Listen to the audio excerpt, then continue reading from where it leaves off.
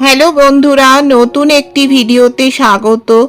এই ভিডিওতে আলোচনা করতে চলেছি যুব শক্তির নতুন আপডেট নিয়ে। চলুন শুরু করা যাক ভিডিওটি।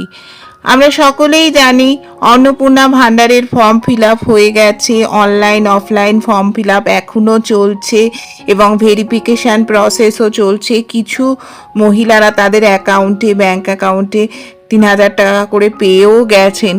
কিন্তু যুব শক্তি প্রকল্পটির ব্যাপারে সরকারের তরফ থেকে কোনো আপডেট নেই, কোনো ইনফরমেশন নেই। সেক্ষেত্রে বেকার যুবক যুবতীরা খুবই বিভ্রান্ত হয়ে পড়ছেন যে কবে থেকে চালু হবে যুব শক্তির ফর্ম ফিল আপ এবং কবে থেকে তাদের অ্যাকাউন্টে টাকা আসবে। চলুন এই বিষয়ে আজকে আলোচনা করে নেওয়া যাক।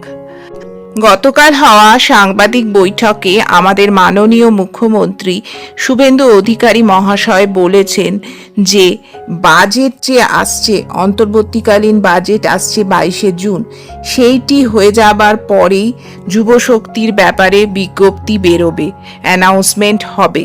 সুতরাং এটি অবশ্যই এখান থেকে আন্দাজ করা যাচ্ছে যে বাজেটের আগে অর্থাৎ 22শে জুনের আগে যুবশক্তির ব্যাপারে কিছুই আপডেট হবে না।